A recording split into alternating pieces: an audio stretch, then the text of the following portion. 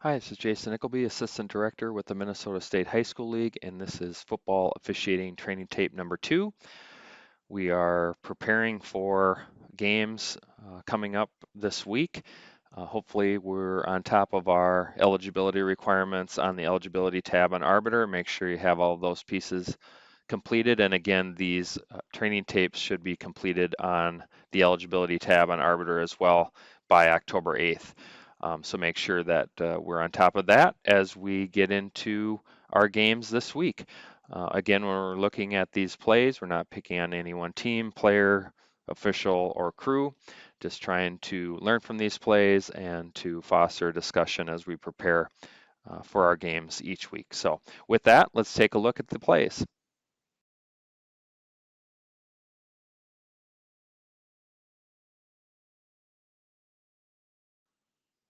On this one, I want to talk about passing game coverage and fumble coverage. And you'll see we have a pass downfield. We're going to maintain the line of scrimmage until the pass is imminent. And we do that here, and then we release downfield to cover the play from behind. We come down on the sideline in the white, even though this is a 9-player game. Uh, come down the field out of bounds, which is great.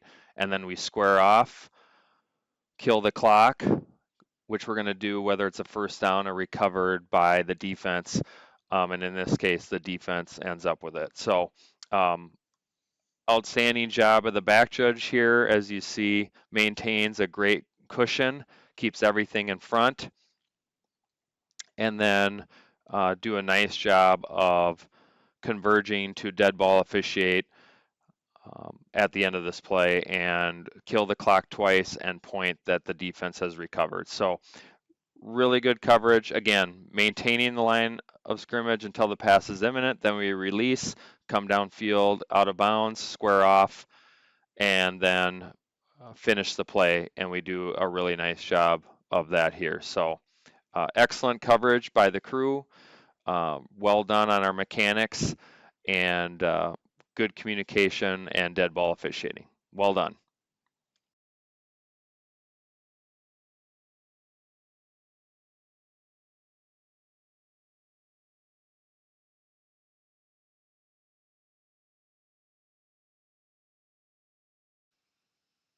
Okay, goal line mechanics on this one. So you see we have 4th down and goal at roughly the 1, and they're going to try to do a QB sneak and punch it in. And we come in the field of play, which is good. If we're not sure if it's penetrated the goal line or not, we definitely need to come in on the field of play, because if we come in on the goal line as line of scrimmage officials, we're telling everyone that that's our forward progress spot. And if our forward progress spot is in the end zone, that should be a touchdown. So if we're not sure, or even if we are sure that they're short, then we should come in on the field of play, and we can always adjust into the end zone if we end up with a touchdown. Because of a huge pileup like this, it's pretty unlikely that we're going to have a really good look at the football. So we need to really come in hard, come right to players. So get in there hard, pinch hard, come in on the field of play, and then we got to dig and find the ball. Um, if it's in the end zone, we're probably going to have to give them a touchdown if we don't clearly see it. Same if it's short. So we need to get in there hard and find the ball, and then we can make a decision. Further, um, this is inside the 7, so we need to go to the goal line right away, which we do. And also, this is 4th down, so the clock's going to stop either way. So my suggestion on this would be to go ahead and kill the clock right at the end of the play by using the stop the clock signal. And we can always come in and say, nope, they were in the end zone. This is a touchdown, and go up with a touchdown. But the clock operator stops the clock on his own um, well before we make any kind of signal that the clock should stop. So we need to be aware of clock status. And if we forget to stop the clock for some reason and the clock operator doesn't do it on his own, then we need to have some kind of an idea what the clock status should be and make an adjustment accordingly. Because if the clock operator doesn't stop the clock here, we're probably losing 10 to 15 seconds of time. So just be aware of that. It's fourth down. Clock needs to stop anyway, so go ahead and kill it right away when you know that the play's over. So we probably should be killing it right about now. And I realize we're not going to stop the clock unless we see the football, but in this case, once it's pretty clear that it's not coming out of there, we're not going anywhere with it, we can kill the clock, dig, find the ball, and then make a decision. So just some considerations on tight plays at the goal line with a big pileup and how we should handle the clock and our mechanics.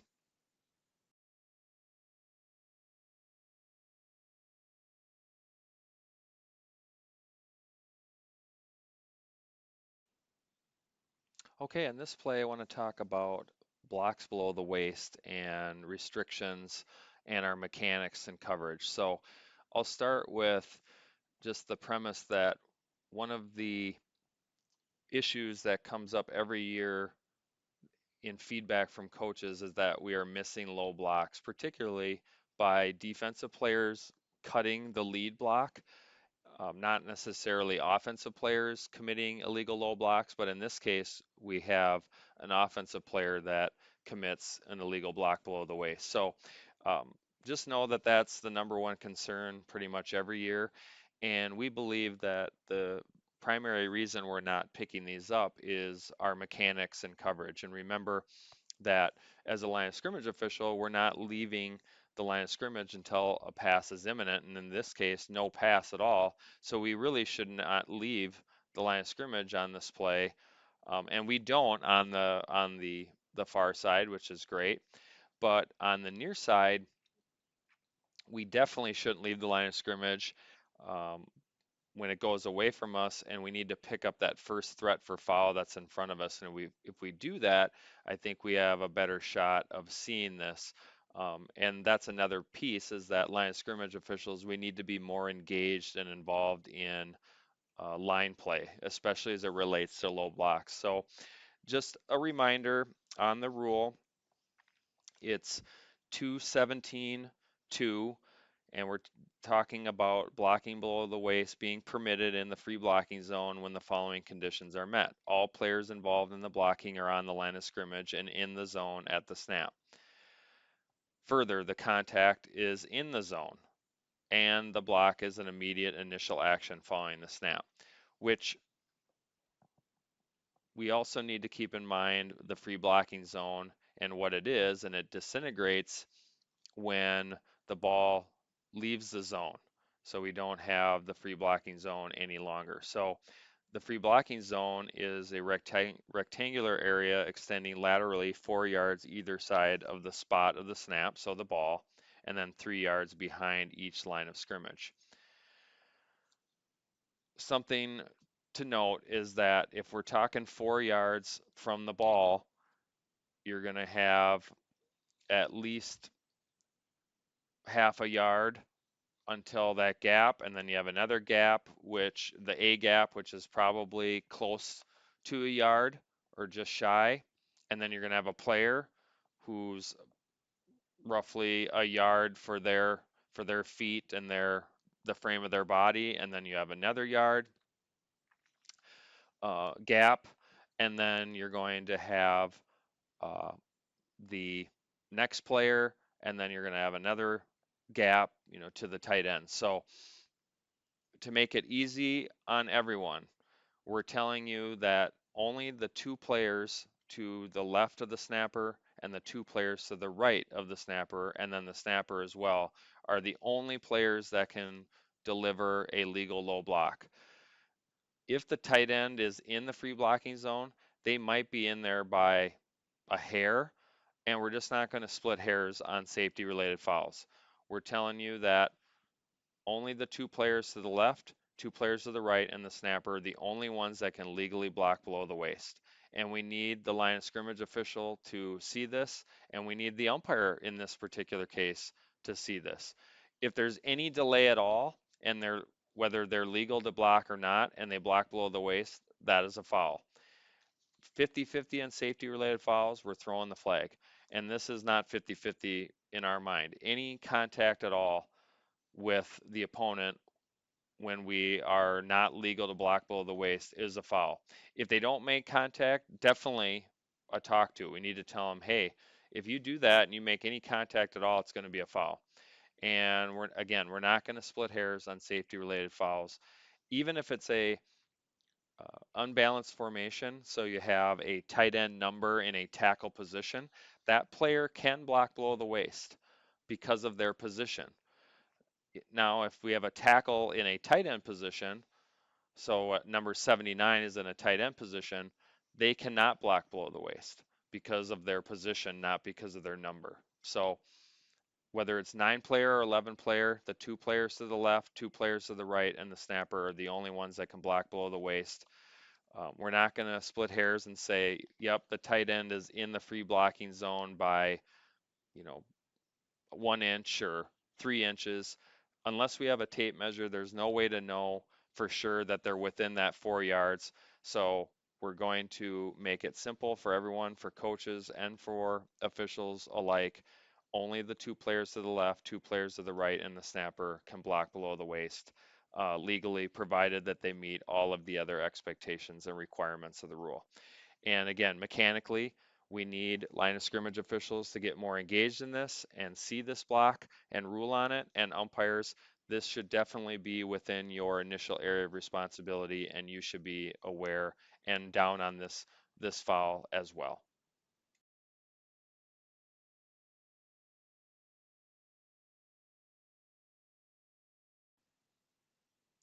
Offensive holding on this one, and I want to talk about offensive holding in general, and then penalty enforcement and our process. So we're going to have offensive holding called by the umpire in this case, and we have our vision where we need it to be.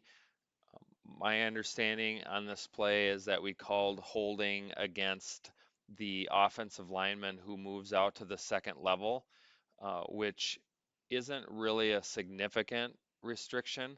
Now, if you look at the left guard, it appears that he might grab and restrict and take him down, but we need to see if he just blocks him the way that it's presented, and if he's already going to the ground and he helps him and pushes him to the ground, that's not a hold. And the block at the second level isn't really a significant restriction. So just remember, offensive holding, we're looking at point of attack, yes or no. If it's yes, then what's the category? Is there a material restriction? If yes, then we can have a flag. So if we have a definite grab and restrict, hook and turn, takedown, any of those things with material restriction, then we can have a foul.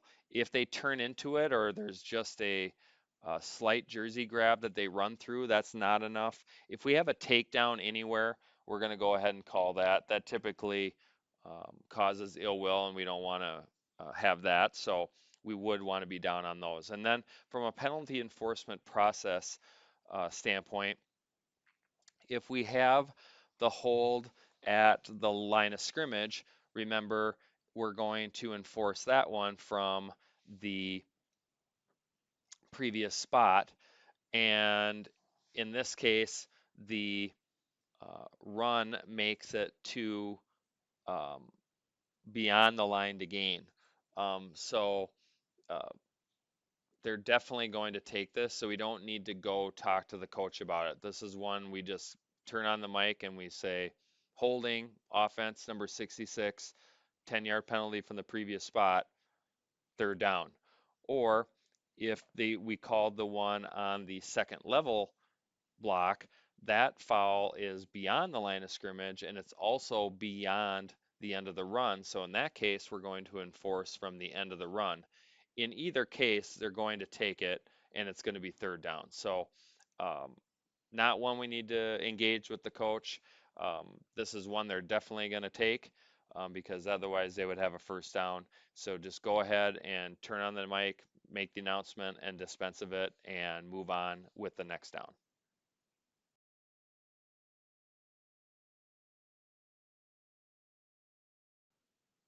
Okay, running play coverage on this one. You can see we're snapping at the 39 going in, and we're going to have a running play that busts open. And just want to point out some thoughts, back judges. We're at roughly 20 yards to, start the play, depending on down and distance and those kind of things.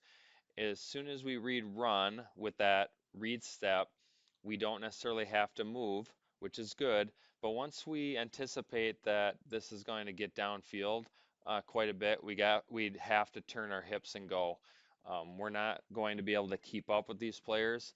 Um, we definitely can't run backwards as fast or faster than they run forward. So we need to turn our hips and go because we do need to be at the goal line on a running play, especially. We need to be at the goal line as the runner is crossing because if they drop the ball short and we're not there, we're gonna miss that. And then secondly, as we've talked about before, regardless of which official it is, if you are the ruling official that signals touchdown, we need to turn and face players because if they spike the ball or get thrown to the ground late or any of those kinds of things, we won't see it if we uh, are squared up on the goal line. So let's turn and face players like we have a video camera in our belt buckle. That way we can pick up any dead ball officiating issues that might come up. But ultimately, mechanically, coverage wise, whether it's a pass or run, back judges, we're going to take that read step, read the guard. If the guard pass blocks, you know it's a pass and you probably got to get into your back pedal. If it's a run, we don't need to go anywhere until we know there's a threat of the player eliminating our cushion. In that case, we need to turn our hips and go. And we see this at a number of levels that we don't turn our hips and run quite as fast as we need to. And this is a case where don't get caught flat-footed. Let's turn our hips, get to the goal line, and then turn and face players.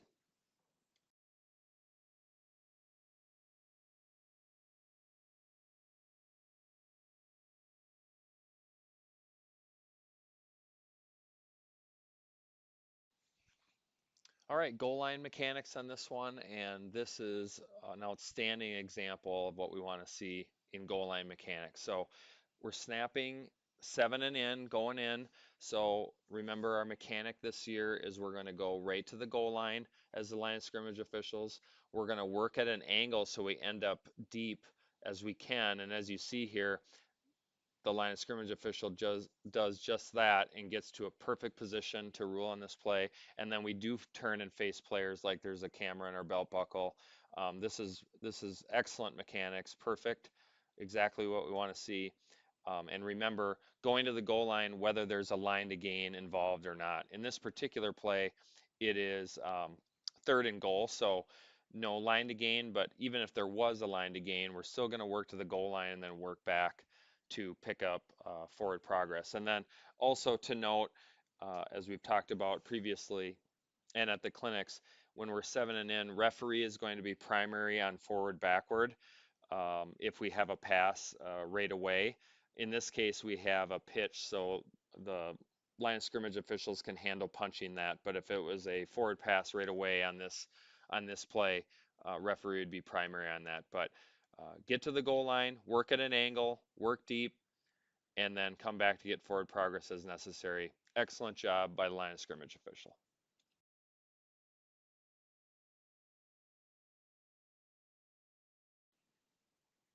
All right, pass coverage on this one. So snapping from the 30 going in, so back judge initial position, roughly the 10. We read the guard, they get into pass blocking, so we would make our way to the goal line, and then we would get stationary at the goal line, and we would stay there and officiate the play. And the only reason we would move from the goal line is if we're going to have a receiver get past us into the end zone, or for sure we need to vacate the goal line when the back half of the end zone is threatened. Therefore, we would need to get to the end line. So as soon as we read that, we need to make our way back towards the end line and get to the end line and get stationary. Certainly, as the ball arrives, we want to get stationary. So if you look at this replay again, we read guard, we need to get to the goal line right away, and we're still running backwards towards the goal line as this play is occurring. And unfortunately, that puts us in a position where we're staring through the back of the receiver and the defensive back to try to determine if a catch is made here. And because this is a deep pass, line of scrimmage is not going to be a lot of help on this one. We maintain the line of scrimmage until the pass is imminent, which is excellent by a line of scrimmage official, which means this particular play, back judges, we're going to have to live and die with this one on our own. So the best way to do that is to make sure that we are in the best possible position.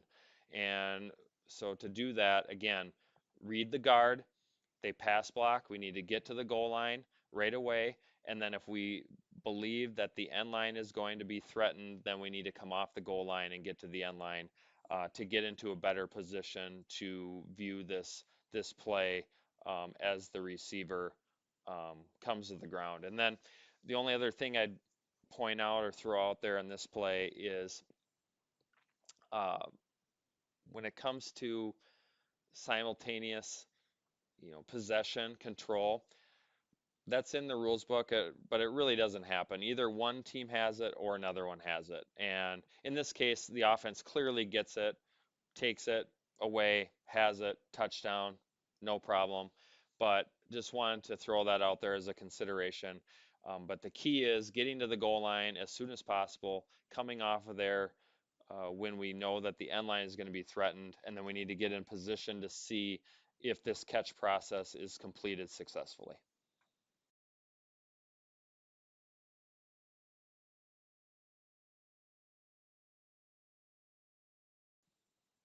Okay, line of scrimmage mechanics on this, 3rd and 5, and we're going to have a pass out into the side zone, and we have excellent coverage, mechanics, and judgment by the line judge. So you'll see that the line of scrimmage official started a good yard or two off the sideline at the snap, maintained that position as the play was developing, is stationary, views the catch, sees that the process is completed, and then squares off at the proper spot.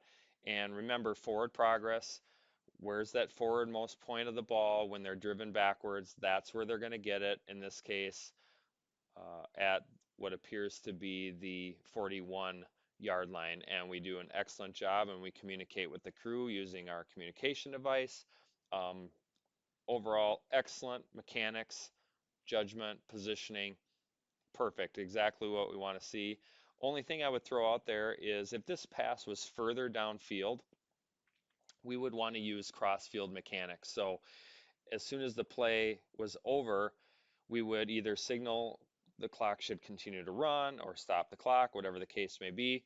And then we would look across the field immediately and pick up our line of scrimmage partner on the other side of the field, and they would give us the progress spot because we're working from behind. So we would use crossfield mechanics in that case. In this case, a 4-yard, 5-yard pass. Um, if we don't use crossfield mechanics, that's fine. We get the spot, we nail it here, and that's great. But if it's any deeper or longer downfield, we probably would want to use crossfield mechanics and keep in mind how we do that and make sure that you, as line of scrimmage officials, are in tandem on the mechanics.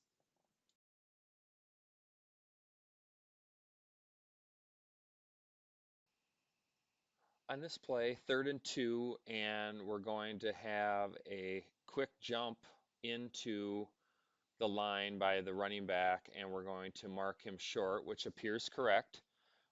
And then we're going to have an injury with an offensive player, and we kill the clock for that. Referee does a nice job announcing timeout on the field for an injured player, and then we're going to go to a 25-second play clock for the next down. So we handle that all really well. Couple considerations. One, if we know the line to gain before the snap as the line of scrimmage official, then we really don't need to crash particularly hard on this play because it's very clearly short. And so if we know that, we really only need to come to the numbers tops um, for this spot. Really no reason to pinch hard when it's clearly short. If you do, that's okay, but we really don't need to when it's definitely short. If it's really close to the line to gain, then yes, we definitely need to pinch and we definitely need to come in hard to sell. Um, Regardless, when we come in onto the field of play for the forward progress spot, we're going to come to the nearest player and then we're going to stop. We're not going to go around players. So come to the nearest player and then stop. Especially in this case, it's an injured player. So let's come short of them and then we can kill it and then we can move on with the next play. So um, the key considerations here, know the line to gain in advance so that we don't lose any seconds as necessary. Um, if we do come onto the field to to pinch or to sell, don't go around players, come to the nearest player, and then we can get the ball to you to put it on the ground if necessary, if it's close to the line to gain.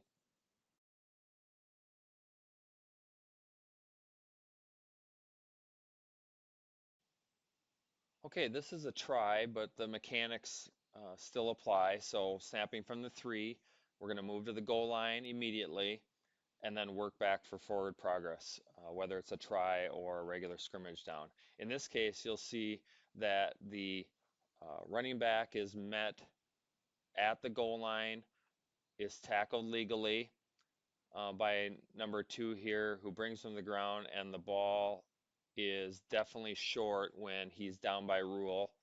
And we do an excellent job. We come onto the field, we sell it, and we use the incomplete sign signal, meaning that number two of the offense, who was tackled by number two of the defense, did not make it, and we indicate that the runner was down by rule. So excellent sell, excellent mechanics, great positioning right at the line as this ball carrier reaches the goal line. And again, this is the mechanic we would use, as far as getting to the goal line when it's snapped on the 7 and in, whether it's a try or regular scrimmage down. But awesome mechanics and judgment and communication.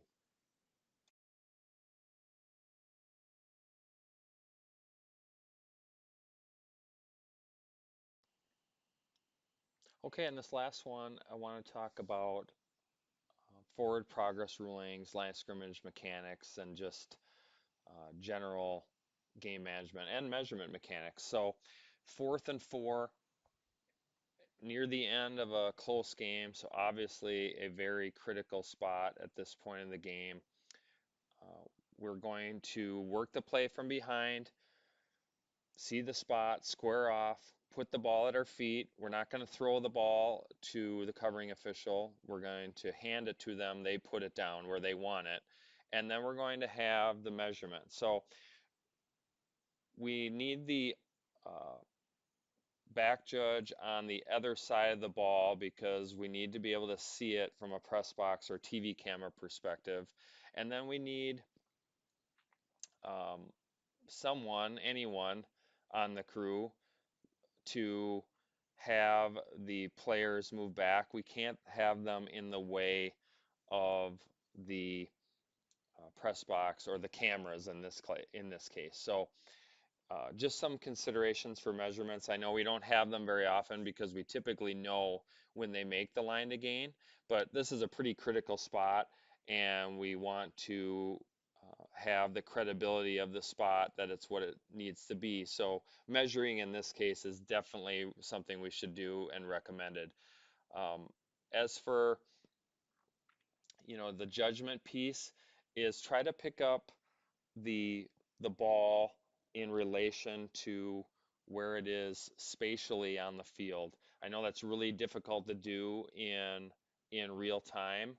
I like that we're killing the clock right away. We know that we're going to kill the clock regardless on this play, which is good.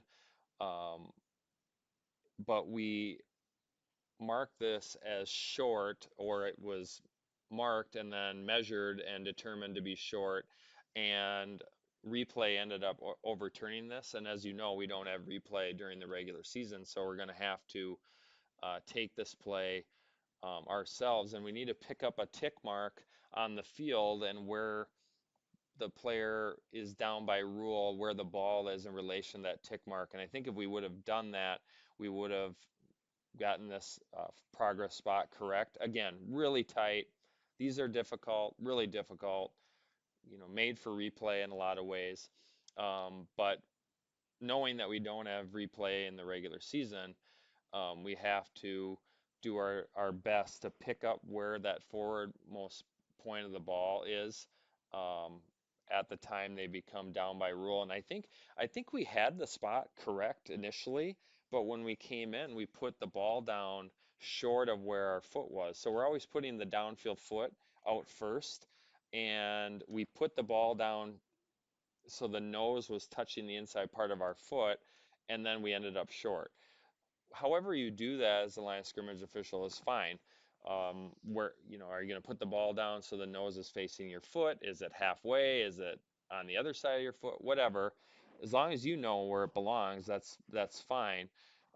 But we need to know that when the runner became, or the ball became dead because the runner was down, we need to pick up that foremost point of the ball. And you see here in the replay that the ball is in his left hand, and the foremost point of the ball is probably a good 4, 5, 6 inches beyond the 48-yard line, which was the line to gain. So just some considerations for progress in trying to get these as accurate as we can be when we have critical spots like this. Middle of the first quarter, no one's probably going to notice a spot that's off by, a little bit, but they certainly are going to notice when we're off at critical junctures of the game. So just really focusing in, picking up the ball in relation to landmarks or to the player's body position, a big tick on the field, a big line, something that can help us with a frame of reference on where the ball should be when it becomes dead by rule.